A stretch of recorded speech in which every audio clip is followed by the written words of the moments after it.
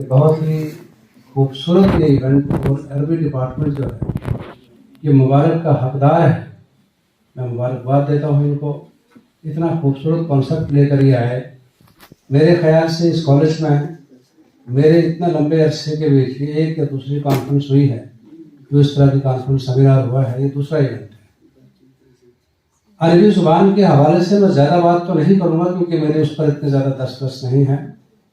हाँ, मुझे एक चीज़ देखकर, सुनकर, महसूस करके बहुत खुशी हुई, वो ये कि इवेंट अरबी जुबान के कंट्रीब्यूशन के हवाले से था। इवेंट अरबी जुबान की गोनागू खिदमात के हवाले से था। आपने अरबी जुबान की जो अदबी जो सलाहियतें थी उनको उजागर किया। आपने शायरी के हवाले से बात की, आपने नस्ल के हवाले से बात की, लेकिन मुझे खुशी इस बात की है कि आपने इस पूरे इवेंट में उर्दू जुबान का बहुत सहारा लिया और अंग्रेजी जुबान का बहुत सहारा लिया।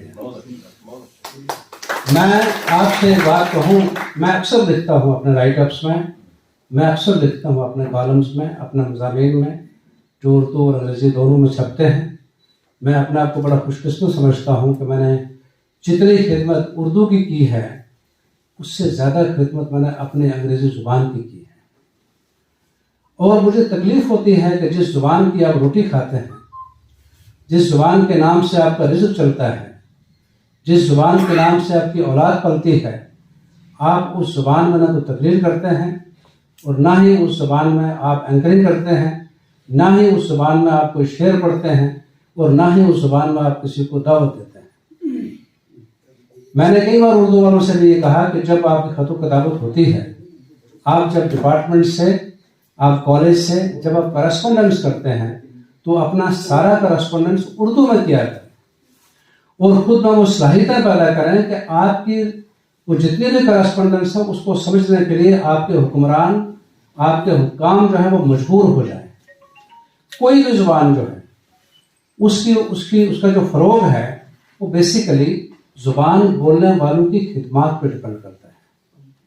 आज आप यूएनओ में चले जाएं, सबसे पहली जुबान जो रिकग्नाइज्ड है वो अरबी जुबान है, फ्रेंच है, इंग्लिश है, रशियन है, चाइनीज है। क्यों कि इन लोगों ने, इनके इन ममालिक ने पूरी दुनिया में अपना नुमायां कंट्रीब्यूशन दिया है।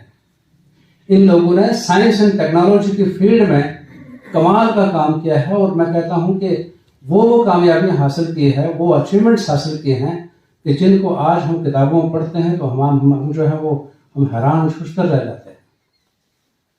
अरब के अंदर ये जुबान पली बढ़ी और अभी मेरे भाई साजिद साहब कह रहे थे कि अरबियों ने अजमियों को जाहिर कहा, तकब्बर की आखिरी अलामत है। इसलिए बाद में सरकार दो आलम सल्लल्लाहु अलैहि वसल्लम ने अरबियों के लिए कहा कि बैल अरब, इनके लिए हलाकत है, क्योंकि उन्होंने अजमियों को, और मैं बताऊं आपको, जितना भी इस्लाम के खिदमत, इस्लाम के तबलीग व इशाअत के हवाले से काम हुआ, अरब में बिल्कुल नहीं हुआ, अजम में हुआ। अजमियों ने इस्लाम को संभाला हुआ है। आप अरब के अंदर जाएं, अरबी जुबान बोलने वालों की उन ममालिक में जाएं, आप देखेंगे जितना दुनिया का खुराफात है, जितना दुनिया का गंद भरा हुआ है वो उन ममालिक में भरा हुआ है। जितने उनके यहाँ जितना आपको वो एक बागीपन मिलेगा, ईमान से बागीपन मिलेगा, ईमान से फरार मिलेगा।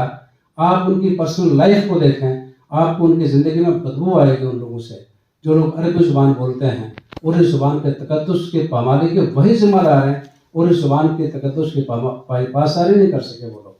और अरबी ज़ुबान आज भी दुनिया के सबसे बड़े इस्लाम की खिदमत के हवाले से दुनिया के सबसे बड़े इदारे जो हैं वो आपके हिंदुस्तान में हैं। आपको इस पर फख्र होना चाहिए। जिस हिंदुस्तान को आप आज शक की नजर से देखते हैं, वहाँ आपका मज़लूम देवबंद है, वहाँ आपका बरेली क्या है जी नाम उसका, मज़लूम अलूम, हाँ वो है, जहाँ आपका नदवा है, जहाँ आपके लिए लोग हैं। और पूरी दुनिया में तो हिंदुस्तान के अंदर अरबी ज़ुबान की और आपके दीन इस्लाम की सबसे बड़ी खिदमत होती है। कोशिश करें कि आप जिस ज़ुबान के मुहाफ़िज़ बने हुए हैं, आप जिस ज़ुबान के उस्ताद बने हुए हैं, आप जिस ज़ुबान के तलबा तालिबान इल्म बने हुए हैं, उस जुबान में आप बात करना करें। ये आगे वालों को इतना मजबूर कर रहा है वो आपकी बात को समझे। जुबानों की अपनी कोई हैसियत नहीं होती। जुबानों के पीछे जो काम आप करते हैं, जो आइडियाज आपके, जो आपकी फिक्र है, उस फिक्र की इज्जत होती है। लेकिन फिर भी मैं एक बात आपसे कहूं कि अरबी डिपार्टमेंट ने ये एक इनिशिएटिव लिया है और मैं चाहूँगा कि अगला जो आप सेमिनार करें या कोई इवेंट करें या कोई कॉन्फ्रेंस करें, अगले सेमिनार में आपकी एंकरिंग भी अरबी में हो, आपकी तकरीरें भी अरबी में हों। इस तरह से आप अरबी ज़ुबान की खिदमत कर पाएंगे। मैं देखता हूँ उर्दू ज़ुबान के लोग हैं, उर्दू ज़ुबान उनकी है, उर्दू ज़ुबान के नाम से, अरबी ज़ुबान के नाम से 2-2 लाख तनख्वाहें प्रोफेसर देते हैं, लेकिन जब वो स्टेज पे आते हैं तो उनको उर्दू बोलनी वो जब वो लिखते हैं तो कोई गोजरी में लिख रहा है, कोई पहाड़ी में लिख रहा है। मुझे एक साहब ने एक दिन किताब दी, उर्दू के प्रोफेसर, मुझे किताब दी। मैंने कहा क्या है ये? कहा ये मैं किताब है। मैंने कहा इसको उर्दू में ट्रांसलेट करो। आप उर्दू के बागी हैं और आप उर्दू के मुजरिम हैं। आपने जो लिखना है आप उर्दू में लिखे, आप उर्दू में लिखे। अंग्रेजी वाला है, मैं अंग्रेजी में लिखता हूँ। मैंने 700 से ज्यादा कॉलम अंग्रेजी में किया। आपको अखबार भरे पड़े मिलेंगे मेरे अंग्रेजी में। मैं अंग्रेजी का कॉलम 1 घंटे में लिखता हूँ, मुझे उर्दू का कॉलम लिखने में आधा घंटा लगता है। और मेरे पास कुछ गिने चुने लफ्ज़ हैं उर्दू के। मैंने 10वीं तक उर्दू पढ़ा। गुलिस्तान नस्रुल नज़म के बाद मेरा उर्दू से बराह रास्त ताल्लुक का मनक़ता हो गया, कट गया। उसके बाद मैंने उर्दू पढ़ी नहीं, लेकिन उर्दू से मैं इतनी मोहब्बत करता हूँ जितनी मोहब्बत मैं अपने घर में अपनी माँ से नहीं करता। मुझे उर्दू का एहतराम है, मुझे अरबी का भी एहतराम है। मुझे अरबी की भी बहुत बड़ा तकद्दुस मेरे दिल में है और उर्दू अरबी की भी बहुत बड़ी इज्जत करता हूँ, लेकिन आती नहीं है क्योंकि अरबी वालों ने मुझे सिखाया नहीं। मौलवी साहब ने कभी सिखाया ही नहीं। और एक अभी किसी ने कहा था, कुछ लोगों ने कहा कि मौलवी की जुबान है। आप यकीन माने, आप और मैं जावेद मुगल इसलिए हूँ और वो तफसीर इसलिए है, ये अंजार इसलिए है कि समाज में मौलवी जिंदा है और इस मौलवी ने बड़ी कुर्बानियाँ भी दी हैं। इसने हस्ब तौफीक बहुत काम किया है समाज का, जितना कर सकता था उसने किया है। कम से कम अरबी के प्रोफेसर से बहुत ज्यादा काम कर गया है। वो कम से कम आता है घर में सूरह फातिहा तो पढ़ता है। अरबी का प्रोफेसर वो भी नहीं पढ़ता, वो तो अंग्रेजी की पॉइंट्स पढ़ता है। इस बात को बस सोचने की जरूरत है। इस पर गौर करिए आप कि आप क्या कर रहे हैं, आप किस दिशा में जा रहे हैं, आप कौन से संत में जा रहे हैं। और जब भी कोई काम करें अपनी जुबान को जिंदा रखें। यह आपकी रोजी रोटी की जुबान है। अपने बच्चों को सिखाएं और कम से कम जो है वो कुछ हक इस जुबान का आपके तय अदा होना चाहिए। ये बहुत ज़रूरी है। वक्त बहुत ज़्यादा हो गया है, इख्तिसार से काम लेना चाहिए था। मैंने अरबी डिपार्टमेंट से कहा था कि आप सिम्पोजियम और नेशनल सेमिनार को अलग अलग इवेंट्स करें, लेकिन बहुत लंबा हो गया प्रोग्राम और लोग थक जाते हैं क्योंकि ज़माना जो है ये इख्तिसार का ज़माना है। लोगों के पास समय नहीं है कि लोग बैठे रहें इतना ज़्यादा। आप उतना प्रोग्राम करें कि लोगों की अटेंशन जो है वो अरेस्ट हो सके और लोग तंग ना आए।